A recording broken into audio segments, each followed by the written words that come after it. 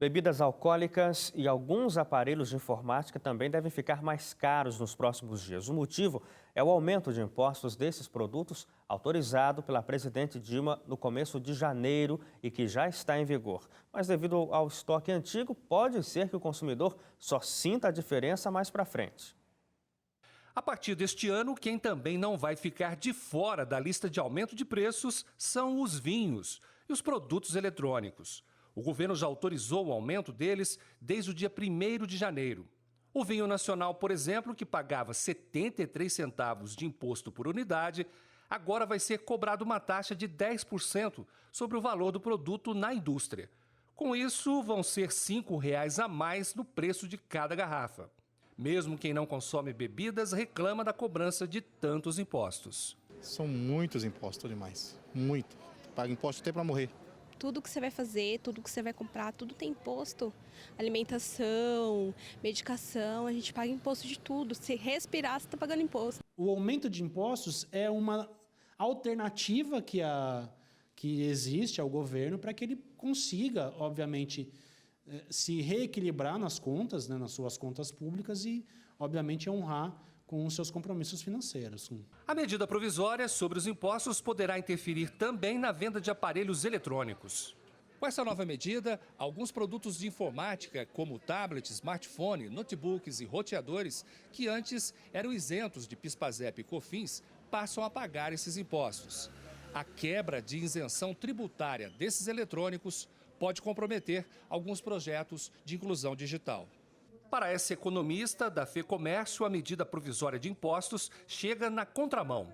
Em um momento de crise, o governo deveria estimular o consumo e não taxar produtos como os computadores, por exemplo, que hoje são ferramentas fundamentais para a educação. A gente tem uma tendência de desemprego em alta, então a gente realmente está falando aí de um momento em que nós deveríamos estar estimulando o consumo ou fazendo medidas para tentar reduzir a demanda agregada e não a demanda das famílias. Então, tudo que a gente pode esperar é realmente que as vendas desse tipo de bem desacelere cada vez mais e a gente tenha uma porcentagem menor de pessoas com acesso à informática. Segundo o dono desta loja de produtos eletrônicos seminovos, o acesso à informática dos estudantes de famílias de baixa renda está cada vez mais difícil. A gente não consegue colocar esse produto nas escolas, né? Agora, com essas taxas, com esses aumentos, aquela classe, aquele colégio de estado que poderia ser informatizado, as crianças ter acesso à informação, eles cada vez estão mais distantes. Com certeza compromete, porque o país está em ascensão na parte de informática e acesso à tecnologia de internet. As crianças de menor recurso não vão ter condições em medida da carga de imposto que o governo colocou. Com a nova medida de arrecadação de impostos, o governo pretende conseguir um aumento na receita de mais de 7 bilhões de reais, mesmo durante o período de crise financeira que o país atravessa. De acordo com o advogado da área tributária, o imposto sobre o consumo é o principal problema do sistema tributário brasileiro. A tributação sobre o consumo, ela acarreta um maior prejuízo financeiro àqueles que possuem menor renda e menor poder aquisitivo. Diminuir os impostos sobre o consumo seria o primeiro passo de uma reforma tributária mais eficiente e mais justa. Você diminui a tributação sobre o consumo e, gradativamente, você iria aumentando a tributação sobre a renda e sobre o patrimônio também. Longe do que seria a forma ideal de arrecadação tributária, o consumidor brasileiro reclama de pagar novos impostos a cada ano. Agora vai surgir mais um imposto. O imposto de pagar imposto. Só faltava essa, né?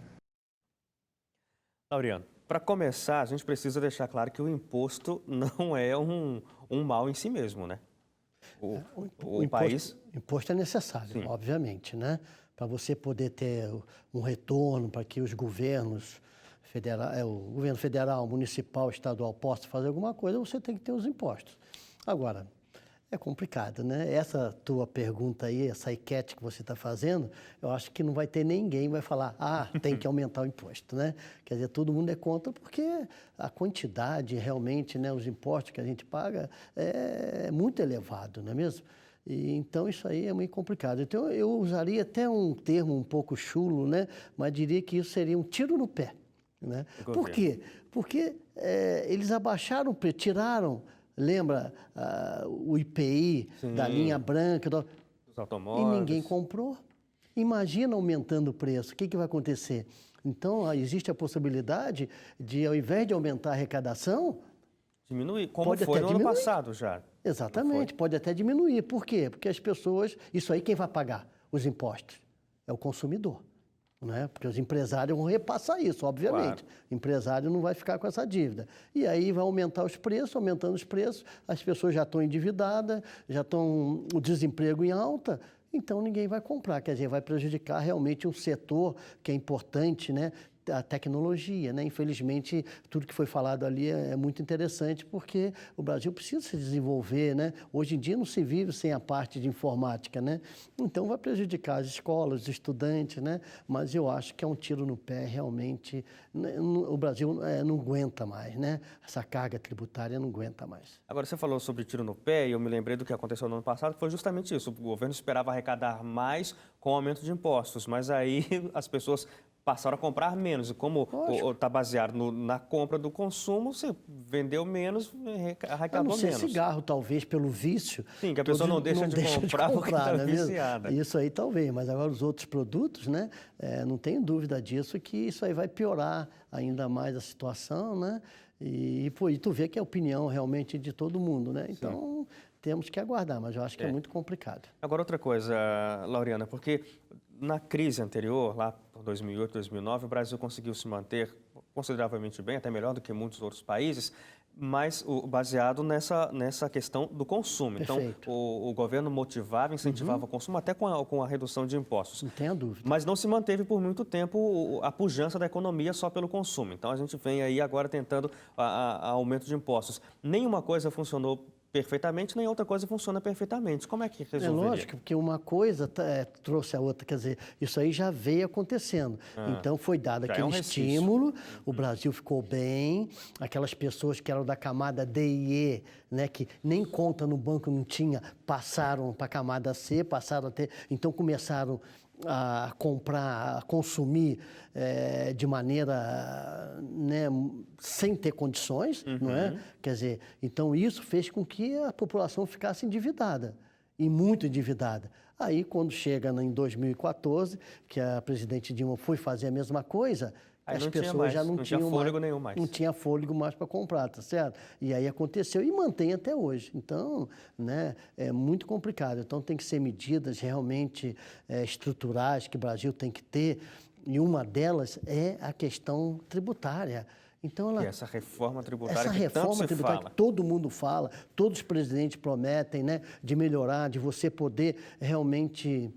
já falaram em imposto único, aí né, cada um tem uma ideia, mas tem que ser feita, porque senão isso aí nunca vai acontecer. Além da Previdência, obviamente, que é outra questão que tem que ser vista. Então, essas medidas paliativas, né, elas podem até, de repente, funcionar por um certo momento, mas depois, né, acontece o que está acontecendo.